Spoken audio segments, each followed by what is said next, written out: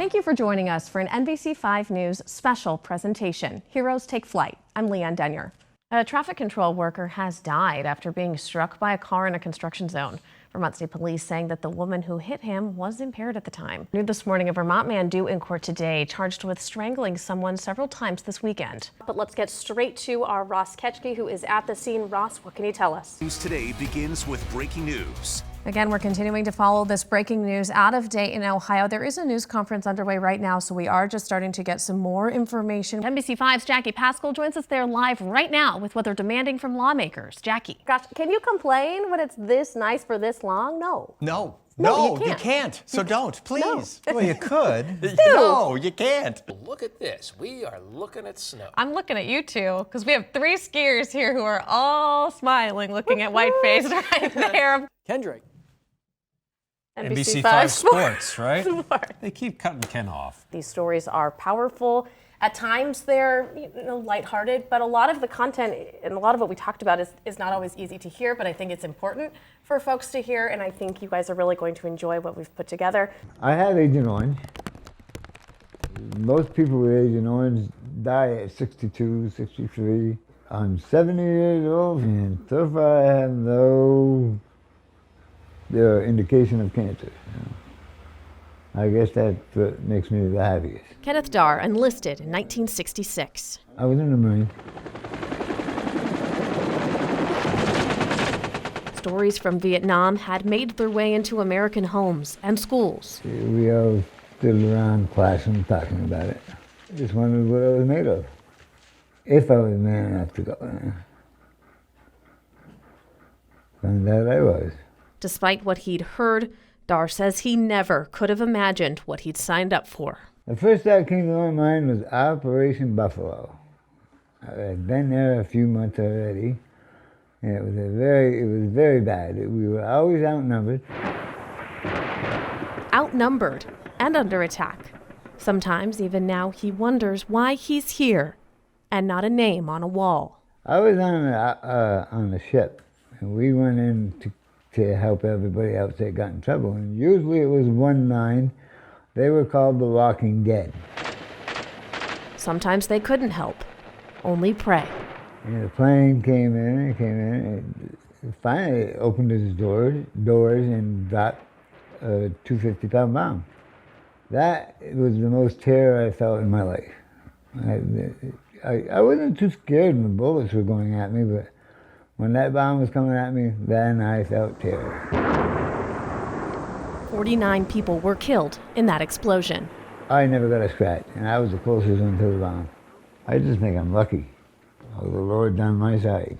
My brother and I built a fireplace out back, and we put a big cross on the front of it. And how long were you in Vietnam?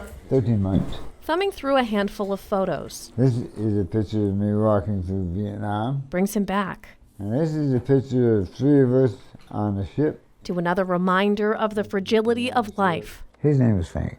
To another reason, despite everything, he's one of the lucky ones. And I happened to go on R&R, and I came back pretty drunk.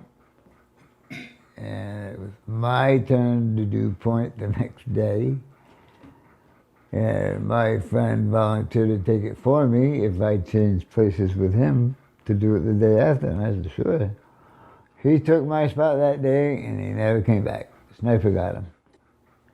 I think about that a lot. For his service, I don't always show it. the military awarded him the Purple Heart. He never takes it off. I don't know. I'm very lucky man.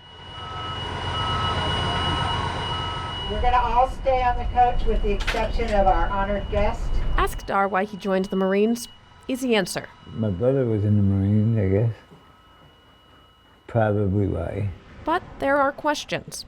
Why did he survive and others die? If I wouldn't have changed with him, it would have been me. In honor and in memory of the men of the United States Marine Corps who have given their lives to their country since November 10th, 1775. I've been wanting to do this most of my life. It's June 22nd, 2019. I'm glad we could do this for you today. His time in Vietnam. Now, let me try it, bud. Let me try it. Always with him. Hold me there for a second. Yes, sir. Ready? Thank you very much, sir. My pleasure. I've been wanting to do that for years. Kenneth Dar, always faithful, always loyal to the men and women who won't join him here. All I can say is the corpsmen are beautiful people. They have to be one of the bravest people I know. They go into battle without a rifle, without any weapon for protection at all, and they're there to keep you alive. And they do it. I respect the corpsmen more than anybody. I've been wanting to do this for so many years. A lot of years. It means a lot. More than a lot.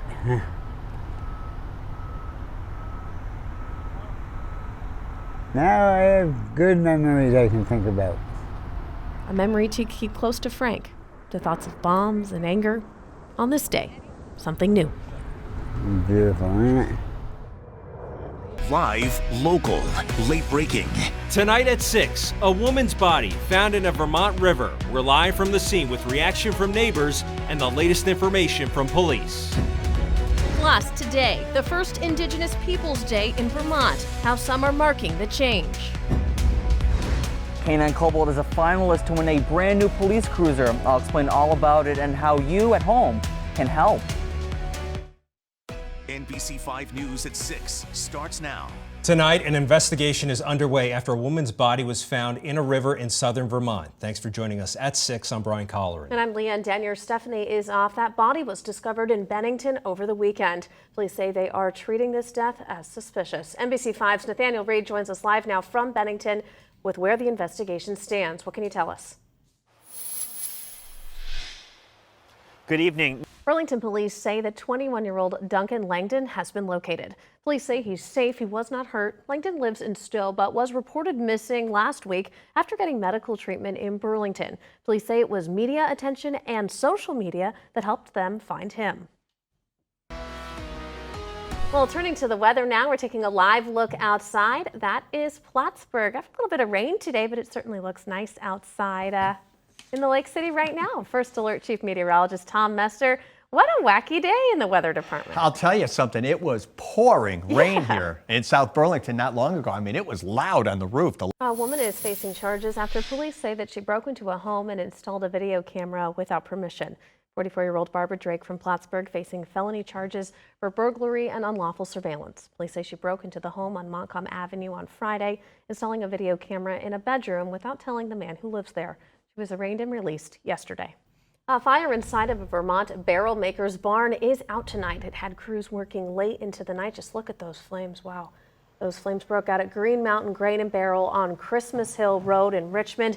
It was a pretty tricky response because there weren't any fire hydrants nearby. Firefighters actually had to bring some 20,000 gallons of water up a hill to get those flames out.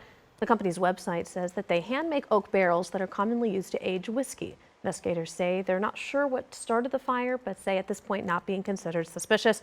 Richmond's fire chief says nobody was there at the time and the building is still standing. Next, Bernie Sanders gearing up to make his first public appearance since his heart attack. How one political analyst says Sanders should address his health. Live, local, late breaking. In Vermont, a big change coming in who can purchase and possess tobacco products. More on the new law that's taking effect. The governor of New York facing criticism today. More on how opponents think his new plan shouldn't give him license to charge New Yorkers. The next step for a closed ski resort may no longer be frozen. We'll tell you more about the fate of the Vermont spot.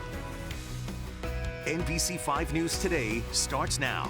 Hey, good morning to you. 7 o'clock on this Sunday morning. We're taking a live look outside. That's the sun up in the sky in South Burlington. Good morning to you. Grab your coffee. We got lots coming for you. I'm Leanne Denyer. Our friend Brian Warren is in today. And gosh, the last couple of days have been really nice. And today also going to be pretty nice. Yeah, going to be a nice day today and tomorrow as well. We'll hang on to the sunshine. I think more sunshine overall today as compared to yesterday. Perfect. For some folks, yesterday really got just socked in with those clouds. They were tough to leave yesterday. Yeah. Other head coming up.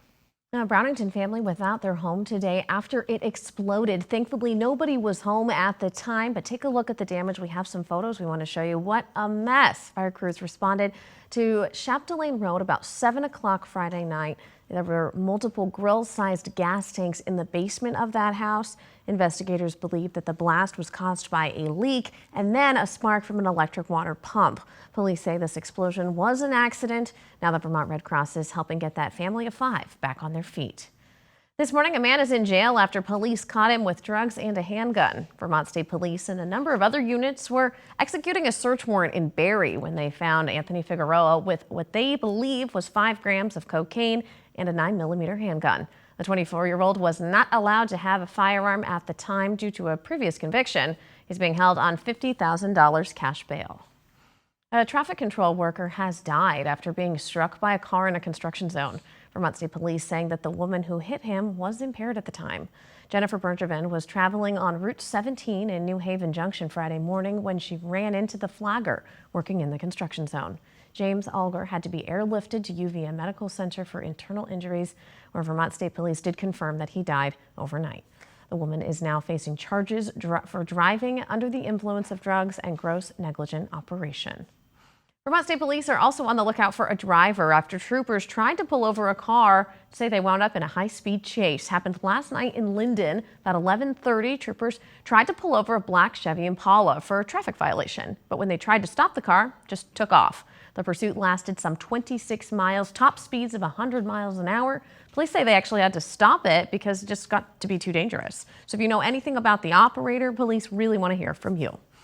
Right now, Vermont State Police are looking for a man they say was involved in a road rage incident. Police say it happened last week on U.S. Route 5 at the Putney-Westminster Town line. VSP sent us this picture. They say the man was driving a 4-door white sedan. A little blurry, but you can still make him out. If you know anything about it, officers want to hear from you. New this morning, Vermont State Police say they need your help finding whoever vandalized the Woodbury post office. Happened yesterday, and whoever did it spread the contents of a recycling container plus mailing and shipping supplies all over the floor of the lobby. Made quite a mess.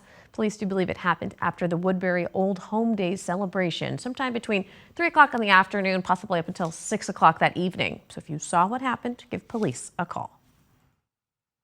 New this morning, Republican lawmakers in New York are not pleased about Governor Andrew Cuomo's plan to charge drivers for new license plates. The governor recently announced a public vote to pick a new plate design. The plan is to charge motorists $25 to replace their older plates.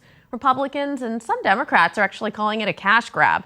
Cuomo's administration defending the move, saying it's hard for police and traffic cameras to read the old plates.